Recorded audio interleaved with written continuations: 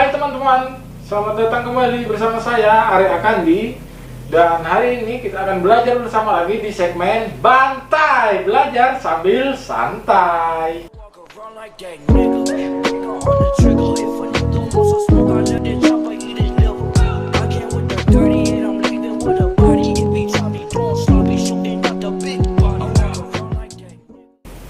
Oke, jadi di video kali ini kita akan mempelajari lagi tentang manfaat dari zat radioaktif. Nah, bagi kalian yang belum tahu, silakan tonton terus video ini sampai selesai ya. Mari kita belajar bersama. Oke, pengertian dari unsur radioaktif sendiri adalah sifat suatu unsur yang dapat memancarkan radiasi atau pancaran sinar secara spontan. Radioaktif atau radiasi yang berasal dari bahan radioaktif adalah suatu bentuk energi yang dipancarkan oleh atom atau molekul yang disebarkan melalui ruang atau materi sebagai partikel ataupun gelombang elektromagnetik. Nah, kemudian unsur tersebut biasanya bersifat labil ya, labil. Jadi tergolong zat radioaktif adalah isotopnya, karena untuk mencapai kestabilan salah satunya harus melakukan peluruhan. Nah, peluruhan zat radioaktif itu untuk menghasilkan unsur yang lebih stabil, memancarkan partikel seperti partikel alfa, partikel beta, dan partikel gamma. Umumnya radioaktif itu sendiri ada dua, yaitu radioaktivitas spontan atau alami dan radioaktivitas buatan atau induksi ya. Kemudian unsur radioaktif sendiri itu memiliki manfaat di bidang kedokteran. Salah satunya adalah sterilisasi radiasi, di mana radiasi dalam dosis tertentu dapat mematikan mikroorganisme sehingga dapat digunakan untuk sterilisasi alat-alat kedokteran. Nah, sterilisasi dengan cara radiasi itu mempunyai beberapa keunggulan jika dibandingkan dengan konvensional. Di antaranya lebih sempurna dalam mematikan mikroorganisme, kemudian tidak meninggalkan residu bahan-bahan kimia. Nah, kemudian alat-alat yang mau disterilkan itu dikemas dulu, dibungkus, kemudian disterilkan dengan radiasi. Jadi dia tidak akan mungkin tercemar bakteri lagi sampai kemasan itu dibuka kembali untuk digunakan. Baik, selanjutnya dapat juga digunakan sebagai terapi tumor atau kanker ya. Seperti yang kita ketahui itu menggunakan salah satunya radioaktif. Kemudian dapat menentukan kerapatan tulang dengan bone densitometer. Kemudian 3D CRT ya, itu salah satu manfaatnya juga. Sejak tahun 1985 itu telah berkembang metode pembedahan dengan menggunakan radiasi pengion sebagai pisau bedahnya ya. Jadi sudah berkembang sangat jauh ya. Dengan teknik ini kasus-kasus tumor ganas yang sulit dijangkau dengan pisau bedah konvensional itu dapat diatasi dengan baik oleh pisau gamma ini, bahkan tanpa perlu membuka kulit pasien pun, dan yang terpenting tanpa merusak jaringan di luar dari target. Dan dapat bermanfaat juga sebagai teknik pengaktifan neutron, di mana teknik nuklir ini digunakan untuk menentukan kandungan mineral tubuh, terutama untuk unsur yang terdapat dalam tubuh dengan jumlah yang sangat kecil. Jadi dengan cara teknik pengaktifan neutron ini dapat diketahui kandungan-kandungan mineral yang sangat kecil itu. Di sini contohnya bahan biologi yang akan diperiksa ditembaki dengan neutron.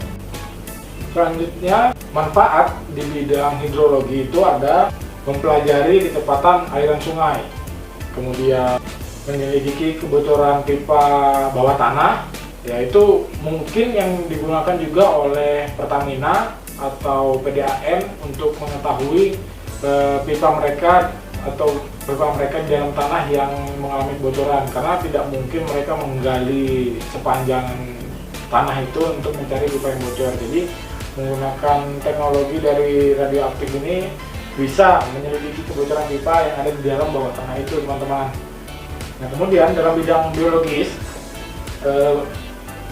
radioaktif ini memiliki manfaat sebagai mampu mempelajari kesetimbangan dinamis, kemudian mempelajari reaksi pengesteran dan mempelajari mekanisme reaksi fotosintesis.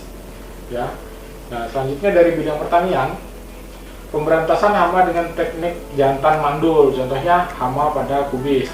Nah, kemudian pemulihan tanaman, pembentukan bibit unggul, contohnya seperti padi ya. Kemudian penyimpanan makanan sehingga tidak dapat bertunas, contohnya kentang, bawang, nah itu kan dapat disimpan sehingga tidak ada tunasnya dengan memanfaatkan radioaktif ini. Kemudian pada bidang arkeologi, menentukan umur fosil, dapat digunakan untuk menentukan umur fosil dengan karbon 14 atau CO14. Selanjutnya di bidang industri, dapat digunakan sebagai pemeriksaan tanpa merusak, contohnya memeriksa cacat pada logam. Kemudian dapat mengontrol ketebalan bahan, kemudian dapat digunakan sebagai pengawetan bahan, contohnya kayu atau barang-barang seni, dan juga dapat meningkatkan mutu tekstil, contohnya mengubah struktur serat dari tekstil. Untuk mempelajari pengaruh oli dan adiktif pada mesin selama mesin itu bekerja. Jadi banyak sekali ya manfaatnya ini. Yang selanjutnya, manfaat lainnya itu adalah sebagai gelombang radio, yaitu MF dan HF. Nah, MF dan HF ini dapat digunakan untuk komunikasi radio, misalnya HT biasanya kan, atau radio-radio lain. Kemudian untuk gelombang radio UHF dan VHF, nah itu juga digunakan untuk komunikasi satelit ya. Selanjutnya yaitu gelombang radar. Nah, gelombang radar itu diaplikasikan untuk mendeteksi suatu objek dan membantu pengamatan di kapal laut dan pesawat terbang pada malam hari atau cuaca kabut, serta untuk menentukan arah dan posisi yang tepat. Kemudian gelombang mikro itu untuk pemanas microwave, untuk komunikasi radar juga, untuk menganalisa struktur atomik dan molekul, dapat digunakan untuk mengukur kedalaman laut dan digunakan pada rangkaian televisi. Selanjutnya ada sinar inframerah. Nah, sinar inframerah ini juga memiliki beberapa manfaat, yaitu untuk terapi fisik, menyembuhkan penyakit cacar dan encok, untuk fotografi, kemudian untuk diagnosa penyakit, untuk digunakan pada remote control yang kita gunakan pada televisi itu, nah itu ada inframerahnya dan lain-lain. Kemudian untuk sinar tampak, nah itu membantu penglihatan mata manusia. Salah satu aplikasi dari sinar tampak adalah penggunaan sinar laser dalam saraf optik pada bidang telekomunikasi. Kemudian ada sinar ultraviolet. Nah, di mana ultraviolet ini dapat digunakan untuk fotosintesis tumbuhan, kemudian pembentukan vitamin D pada tubuh manusia, kemudian membunuh penyakit dan mensterilkan ruangan operasi rumah sakit, dan juga untuk memeriksa keaslian tanda tangan di bank-bank.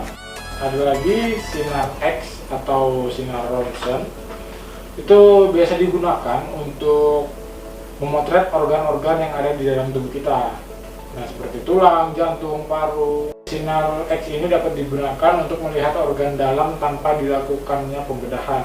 Dapat juga digunakan untuk analisa struktur bahan atau kristal, mendeteksi keretakan atau cacat pada logam, memeriksa barang-barang di bandar udara atau pelabuhan. Kemudian yang terakhir adalah sinar gamma, di mana sinar gamma ini dimanfaatkan dunia kedokteran untuk terapi kanker.